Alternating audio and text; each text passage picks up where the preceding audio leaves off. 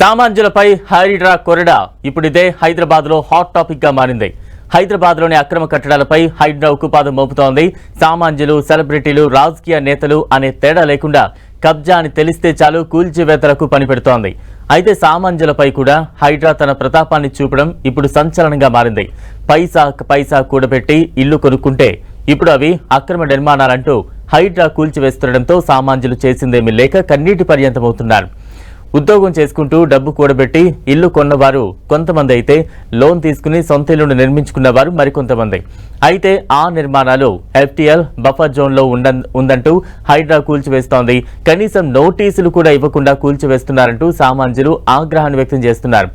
5-6 ఏళ్ల క్రితం కట్టుకున్న ఇళ్లు అక్రమని ఎలా చెప్తారంటూ నిలదీస్తూ ఉన్నారు. రిజిస్ట్రేషన్ డాక్యుమెంట్స్ తో సహా అన్ని పర్మిషన్లు ఉన్న నిర్మాణాలను ఎలా తొలగిస్తారంటూ ఫైర్ అవుతున్నారు. ఇళ్లకు ట్యాక్స్ కడుతుంటే అవి ఎలా అక్రమ నిర్మాణాలు అవుతాయంటూ ప్రశ్నిస్తున్నారు. మల్లంపేట కత్వా చెరువు ఆక్రమణకు గురైందంటూ విల్లాలను ఉదయం నుంచి హైడ్రా కూల్చివేసింది. లక్ష్మీ శ్రీనివాస కన్స్ట్రక్షన్ విల్లాలోని 24 విల్లాలను అక్రమంగా నిర్మించారని, ఆ 24 విల్లాల్లో 8 విల్లాలను కూల్చారు. మరికొన్నింటిని కూల్చడానికి మార్కింగ్ వేశారు. అయితే ఉన్న ఫలంగా వచ్చి ఇంట్లో సామాన్లను బయటపెట్టి మరీ విల్లాలను కూల్చివేశారు హైడ్రా అధికారులు.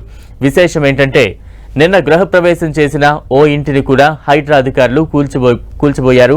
దీంతో బాధితులు 2 రోజులు సమయం ఇవ్వాలని కోరడంతో అక్కడి నుంచి అధికారులు వెనుదిరిగారు.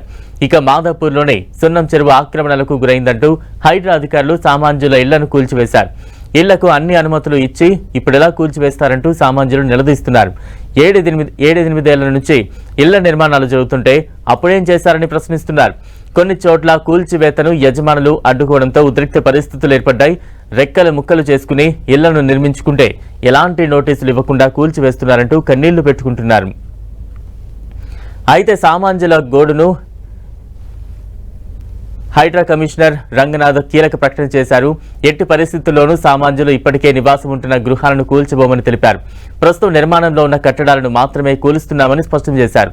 మాదాపూర్ సున్నం చెరువు, దుండిగల్ మల్లంపేట చెరువులో అక్రమంగా నిర్మించిన వాటిని మాత్రమే కూల్చివేస్తామని క్లారిటీ ఇచ్చారు రంగనాథ్. నోటీసులు అయినా అది కోర్టులో ఉంది. కోర్టులో మేము రీకౌంట్ సర్వే, కోర్టు కూడా చెప్పింది రీకౌంట్ సర్వే చేయండి, రాంగ్ ఉంటే ఏం చేయాలో అని. ఇప్పుడు రీకౌంట్ సర్వే ఎందుకు చేయలేదు? రీకౌంట్ సర్వే చేయమని ELC ఉంది, అన్నీ ఉన్నాయి, ఇదిగో పర్మిషన్ ఉంది, కోర్టుకు వెళ్ళిన కాగితాలు ఉన్నాయి. ఎందుకండి మాకు అసలు ఇవ్వలేదు.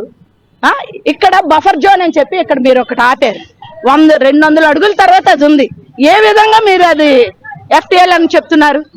ఏ విధంగా బఫర్ జోన్ ఇక్కడ ఉన్నప్పుడు FTL అది ఎలా అవుతుంది? 200 అడుగుల పైన ఉంది అది. పోనీ ఇగో ఇది ఇలా ఉంది, తప్పు ఉంది, ఒక నాదుడు లేడు మాకు చెప్పడానికి. ఇక్కడ మీది రాంగ్ అని చెప్పి మీరు కొట్టండి, కొట్టొద్దని మేము అంటాం లేదే. అన్యాయంగా ఉంటే కొట్టేయండి.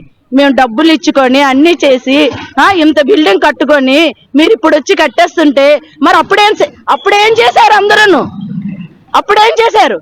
మాకు అమ్మినప్పుడు తెలియలేదా? మేము రిజిస్ట్రేషన్ చేయించుకున్నప్పుడు తెలియలేదా? LRS URSలు కడుతున్నప్పుడు మీకు తెలియలేదా? పండు కడుతున్నాం అన్ని మీకేం తెలియలేదా? ఇప్పుడు మీకు తెలిసిందా? ఇంత డబ్బు ఖర్చు పెట్టుకునేక మీరు వచ్చి మమ్మల్ని కొడుతున్నారు.